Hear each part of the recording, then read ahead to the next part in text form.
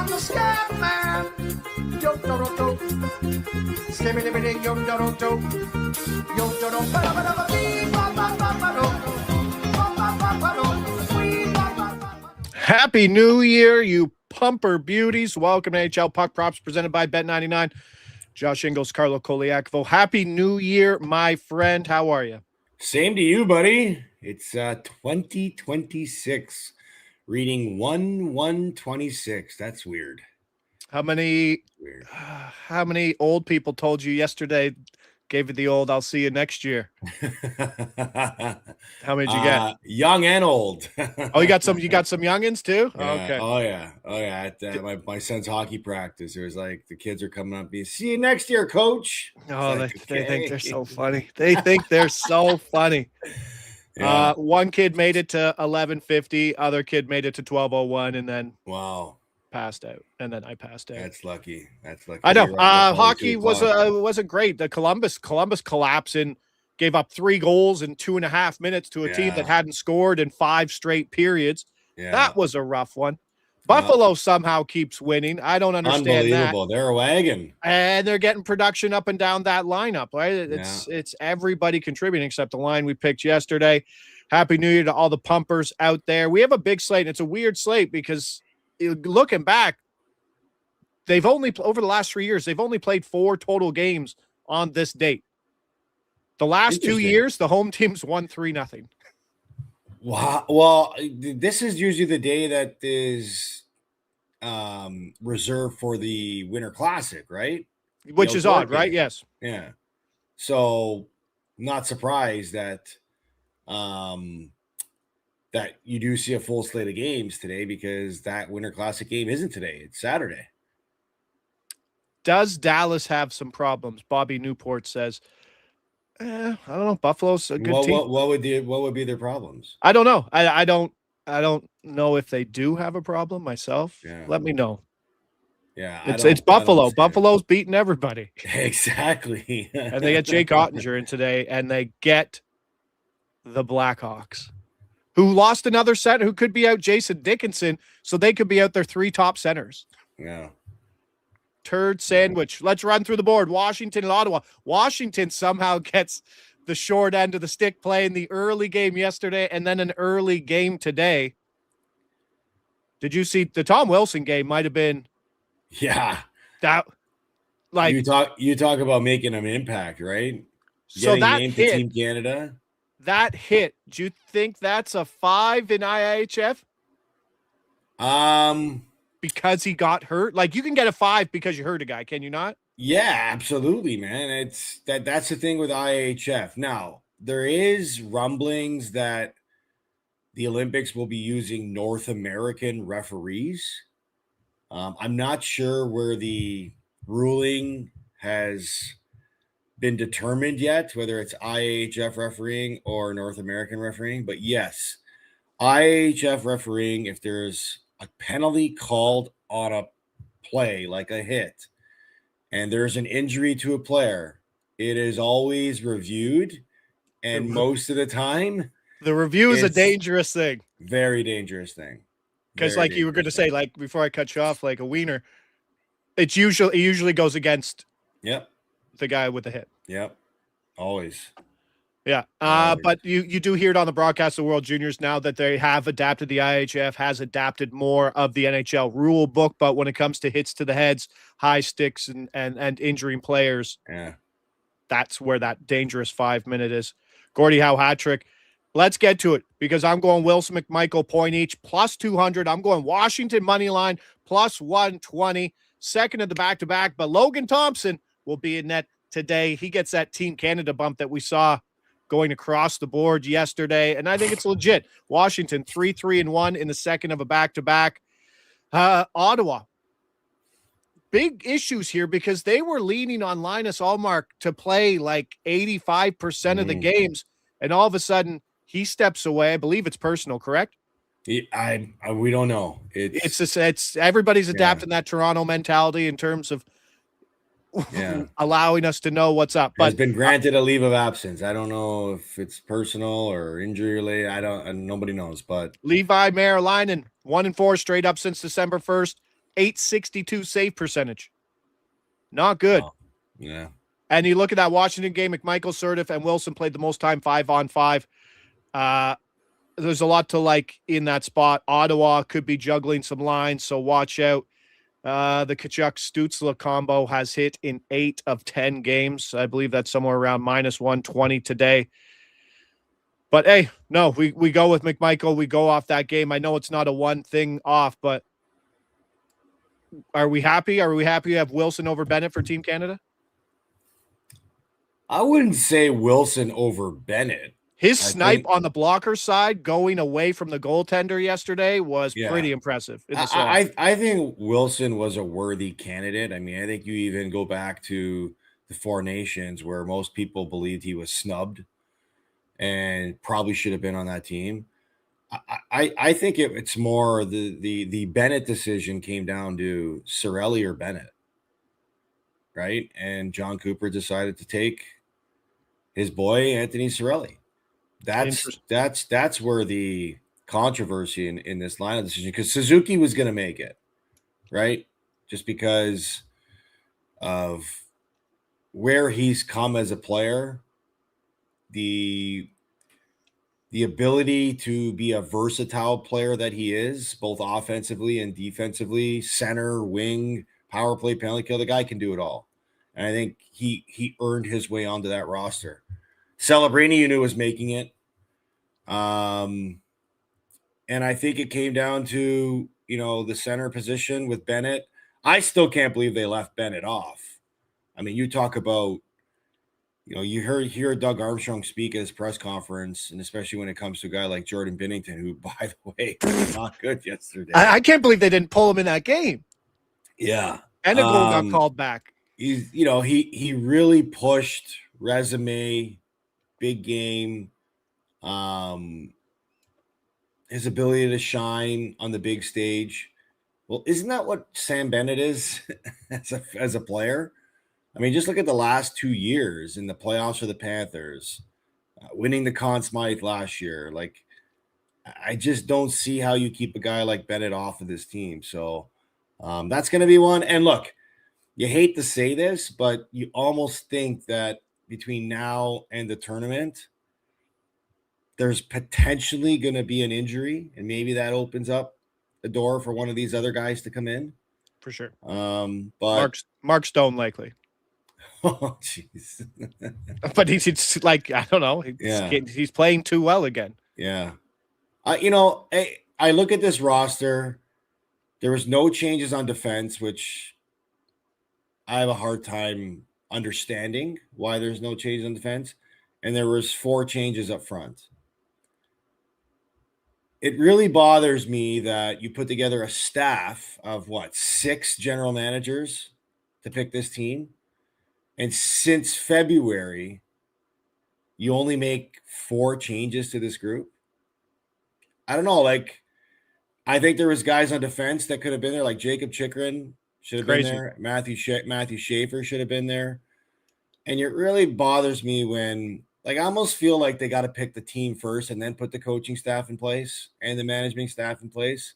Because it feels like if you have a GM or you have a coach on this team, chances are you're going to make it. Like Colton Parayko on there, Thomas Harley on there. They're not having great years. No, I get it. I think they already made their decision earlier when they were saying that it's going to look a lot like the Four Nations team. Right. And that was back in November. And I love Anthony Cirelli. I think he's an awesome player. To me, he's not one of the best 14 players in Canada up front. Guerin ain't going to make anybody look silly there, Hall Quilt, because he's going to take Vinny Trocheck. He's going to take Brock Nelson. He's going to take Seth Jones. Well, Brock Nelson, have you seen the season he's having? I mean, he's having a run. Yes, I get it. But there's also leaving Jason Robertson off that team is leaving Cole Caulfield off that team. I know. And that just, again, it just makes you wonder, why do decisions like this have to be so political? Should have just made the team in September. Right. And save all of us the trouble of trying to speculate who's going to be on it. And let's be honest, Old Dougie Armstrong dodged a bullet with the Bedard injury, so he can blame not picking him on the Bedard injury, because if he was still playing, he would have been in trouble. Yeah. I mean, just based on everything you heard going into it and the people that they selected, there's probably a good chance if he was healthy, he wasn't making it. Let's go. A game I don't want to bet at all. Utah at the Islanders. Sorokin's out. Vejmelka's out. 2 under teams. I think the Islanders have scored 3 or fewer goals in 8 straight games. They somehow have won 4 of those. Mm-hmm. Don't ask me how. Utah, 3 or fewer in 24 of their last 31. That is a bad offense. But here it's a situation where you have 2 bad offenses, but you have 2 backup goalies. You'll have Rittich and Vitek Vanacek. Vanacek hasn't got a win since November 5th. He's 0-8. I think if you're looking for a line, the Heineman, Horvat, Barzell line played 50 minutes 5-on-5. They're plus 240. They all correlate PP1. That's not a bad look, but outside of that, I got nothing there. Detroit, Pittsburgh. How about an over 6.5 here at plus 105? There's the play. The meetings last 10, 8-2 to the over. Detroit, 7-3 straight up in the last 10 and leading the Atlantic, just like we drew up. You actually did say that they, at the price they were at the beginning of the season, I think it was like 12-1 or something. No, it was 35-1. 35-1. That's crazy. Yeah. It's still crazy, but I mean, a lot of that has been Gibson. You don't get Gibson today. You'll likely get Cam Talbot. 310 goals against, 892 save percentage since December 1st. Pittsburgh's running that top 3 line. Their top 3 lines heavy. The Mantha, Novak, Brazeau line, something that I was talking about yesterday. Mort Seider, 15 points his last 15 games. This is also a game of 2 of the best power plays over the last 30 days. Detroit number 2 at 34% and Pittsburgh number 4 at 30%. Which game do you think probably has the least amount of effort in it? The one before the 31st or the first? I would say the first. Okay, yeah. Yeah. But we saw like yesterday's games the early games didn't look like they were high energy, but I don't think there's a correlation between low effort and it's an under game, a low effort or it's an over game, because you can just see, I don't know. Well, I mean, it's crazy to think that there's back-to-backs too, right? There's teams that played yesterday that are playing today. Yes, it's and I think the condensed schedule and the Olympic year has played a role in this type of schedule that we're seeing. So it is what it is. Yeah, Detroit's on the back-to-back, 3 and 5 straight up on the second of a back-to-back this year with 16 goals in those 8 games, 28 against. So hopefully we can get some scoring. Montreal goes to Carolina. They're plus 165. Road Dogs. Let's take that second line. Let's go Demidov, Slavkovsky, PP1 correlated, plus 185.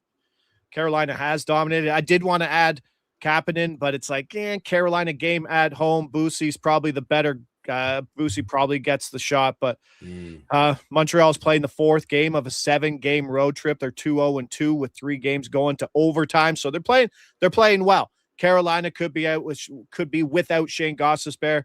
He's questionable. Nikishin has been taking those PP1 spots. His time on ice is up big time. There was some juggling in the Carolina roles. Tessier could be on that top line. No point props for him, but I do like him. Probably why would Tessier be on that top line? Because he was on there the last game. Really? I thought he was hurt. Hold on a second. I'm just pulling it up. Did he get hurt? So who did I miss an injury? So last game, Bolduc. It was Caulfield, Suzuki, Bolduc, unless they changed it mid-game. Did they change it mid-game? Sweet Carlo. Let's go. So here's a big thing. So if you look at Daily Faceoff and you put it in, Daily Faceoff is actually, and not to slight anybody on Daily Faceoff or how they do those lines, but most people, that's where you get your line info. That's the spot where most people are going and checking it out. It hasn't been as accurate as in years past. And it's tougher. But the 3-2 game, which is the last game. Yeah, the 3-2 game versus Florida, correct? Yes. Okay, so go over to like moneypuck.com and actually go take a look at the lines. You see Tessier, Suzuki, Caulfield played 11 and a half minutes at 5-on-5, leading all skaters, with Slafkovsky, Kapanen, and Demidov playing 950. Tessier played 16 minutes and 40 seconds compared to Bolduc, who played 11 and a half minutes. Right. So, big difference in terms of those guys. There you go. Jonathan Davis, Habs, no goals going into the third period. I think one of the better teams at giving up first goals and coming back and winning games. And Bobby Newport says, I'm 0-4 on the cop props. Yes. I thought it's just enough time. Maybe Kane's back. Obviously, a couple games pass. You might get something. No, it was that third line that was getting some work done. Tampa Bay and the Kings. Speaking of back-to-backs, like you said, like here's your back-to-back on 31st first in California for Tampa Bay, who probably has to go to Jonas Johansson. How much is a spot for Tampa Bay to maybe mail one in here? Yeah, feels like one, right? This would be one. I think other teams in the Atlantic Division are hoping for one of those, right? Just seems like every night teams in the Atlantic Division win. I know Kings haven't been playing good hockey, but I'm going to take that top line. If you're going to play it now, I suggest waiting until the skate. Laferriere, Kempe, Kopitar, each to score. PP1 correlated, plus 350 for a point each. We could get the Kemper bump for Team Canada. Let's look for that. Yeah. And let's be honest, you got Logan Thompson and Kemper playing today. And after what we saw with Jordan Binnington, is the door open to be the number one starter for Team Canada? Look, the door is open, right? There's no denying with Logan Thompson there now pushing for starting spots that the door is open. But Jordan Binnington is starting as the starter for Canada and net. Love it. It's simple as that. I mean, how could you go against that position when everything we've seen about this roster has been about confidence with the GM and the coaches have with the players that are on it? Running it back. You're running it back. So, I mean, if you heard what Doug Armstrong said about Binnington, like, yeah, he's having a bad season, but there's still belief that this guy is big game Binnington. Amazing. The noise could get very loud for it, to be honest. Yeah. But we'll see. Good. Yeah. Loving Wilson, McMichael point combo from Hall. Me too. Wonder if we can get a sort of point market open. That would be impressive. Kucherov's on a bit of a run here. 2+ points in 13 of his last 17 games, where he has 32 points. If you're looking for some value, the LA Kings power play 2 might be worth something because they're splitting them kind of evenly, 55-45%. Winnipeg, Toronto. This is a game I don't want anything to do with. Toronto's minus 150 in this spot. What? Right? What? Yeah, what? Who and like Wheelie probably comes back. That's my guess, but maybe not. Tanev, Matthews could play. Do they need him back? They played one of their best games of the season without those guys in the lineup. They always play good without everybody. It makes no sense, man. Yeah, it makes no sense. But it's funny. Before the game, I had a friend message me and they said, "Hey, I need a bet for this Leafs game." I said, the books want you to bet the New Jersey Devils right now because of all the players that the Leafs are missing. But these are the type of games that the Maple Leafs find a way to win always. And they did. All right, put yourself in Eric Comrie's shoes here. Connor Hellebuyck comes back like a month early. You guys are playing like shit. And Hellebuyck plays like every game. Yeah. And he's collecting dust. He has to play today. But Comrie's been terrible. 2-5 straight up since November 29th, 870 save, 3-7 goals against. Like, how's his confidence going into this game? Probably not great. He hasn't played since November 29th. That can't almost be right. What? No. A month? That can't be right. I wrote that down. That can't be right. I mean, when did he come back? Who, Hellebuyck? Probably. Yeah, I gotta double check that. I've written. Sometimes I write things down in the heat of the moment, and then I pull a Ron Burgundy and just say it. Yeah, but I read yesterday that this is the first time in franchise history that the Winnipeg Jets are in last place in the NHL at the end of a calendar year. It's kind of embarrassing. Yeah, it's been a really tough year for them. Sorry, since November 29th. So he hasn't played since December 11th. Jets, Jonathan Davis says Jets are 0-7 as a road dog, 1-12 overall as a dog. Yeah. I don't know. I think if you want to fade Winnipeg, take them on the team total. Yeah. But I don't know. There could be some spots where there is some value in some line combos depending on who we get with Toronto. So you got to wait to find out who's in because we might not know until game time. Nice Tavares Domi was the line last game. Cowan, Robertson. So it's going to be a situation. And the power play, look to see what the power play is. Michelli was on power play 1. They're 4 for 8 since firing Savard, and they have the number 1 penalty kill in hockey. Toronto does at 93% over the last 30 days. So special teams bump for Toronto, but that price at minus 150 isn't what you want. And if I know we're on a live feed, but can you give me 1 minute? For some reason, I got to take care of something right now. One second. Boom. Give me the main screen here. We go. And he leaves me during my exciting Dallas versus Chicago rant because Chicago, we're laddering the team total under 2.5, minus 120, under 1.5, plus 230, team total under 0.5 shutout, plus 800. As always, when we're doing this, go check your team total prop unders and see if you can get a better price than this. It's Chicago. I don't think you can. I think I got somewhere around like plus 400 for all the players under. I think I'd rather team total under 1.5 plus 230. It's a tough one. Dallas coming off a 4-1 loss to Buffalo last night with the Smiths. So you get Ottinger today. He has a sub 2 goals against, 930 saves since December 1st. So he's great. Dallas, one of the best back-to-back teams in hockey. They haven't lost a back-to-back game all year. And Chicago, down Bedard, all good. Down Nazar. And Jason Dickinson, who is probably a fringe starter, who's their number 2 center right now, was injured in the Islanders game. So we wait to see what he is. Yeah. Would love Maverick. Tough times in Chicago right now. It's like when you're playing above expected, you can probably touch on this. When you're playing above expected like Chicago was, and you're like, okay, we got the heat of Bedard and everything's exciting about it. And then you lose it right before the holidays. And then you just slip back into the void that was last year. Yeah. I'm sure it's probably hard to get out of that. For sure it is. That's just an emotional, it's an emotional roller coaster right now that clearly has hit its lowest point, right?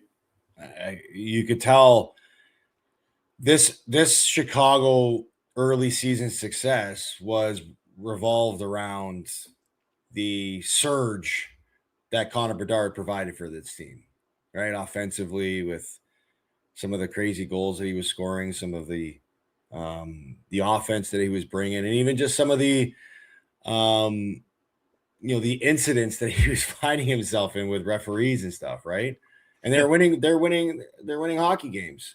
Now you lose that guy, it completely deflates the team. Completely, because now they're like, wow, where do we find our energy, right? Who's going to provide us those type of moments?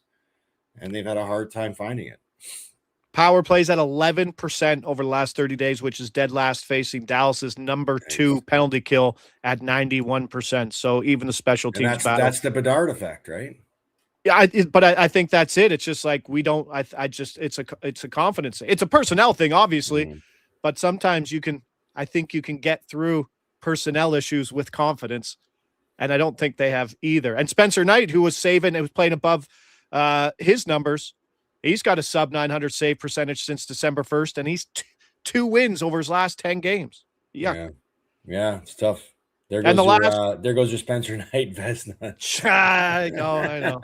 Good thing I have 8,000 other futures still on the go. I need Beckett Seneca to get more points, though, because Ivan Demidov is slowly working his way into that Calder win. Nashville, Seattle. Nashville somehow -10. This is a pick 'em, despite Nashville playing yesterday in Vegas. Got the 600 from Stamkos, a beauty goal in that short side.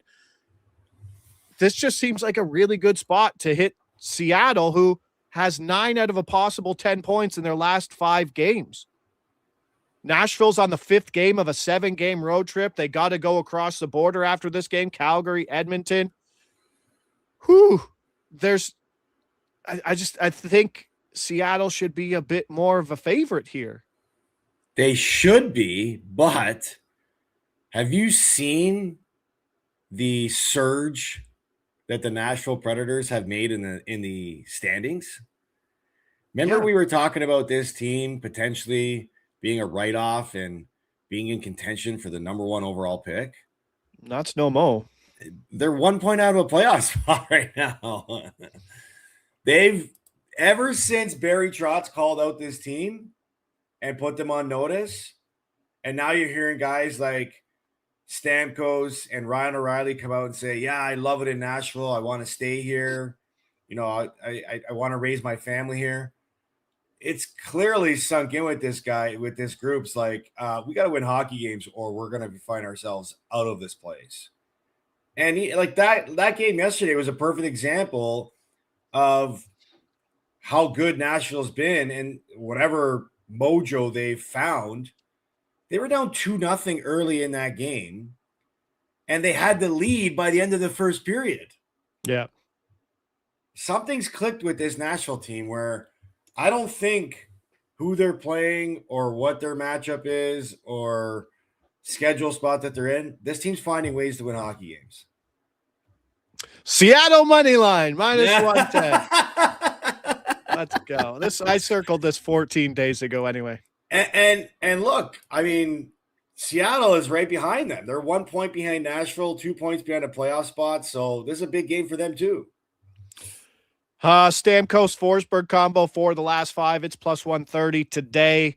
Bunting Hala Evangelista +625. That's one of those big non-correlated second line triple stacks, kind of in that vein of who were we on yesterday? Like the Kates Brink Michkov line, the McLeod line in Buffalo. Lines I kind of fall in love with. Kako Benir Eberle has hit in 2 of the last 4. It's +400 today. I don't know. It's a spot where hopefully Nashville just doesn't lay down. Obviously, you're probably going to get a sorrow start after a Noonan played yesterday, but big spot. I'm sure the team celebrated. I'm not saying they went out and drank 42 beers. Like they probably did it on the plane.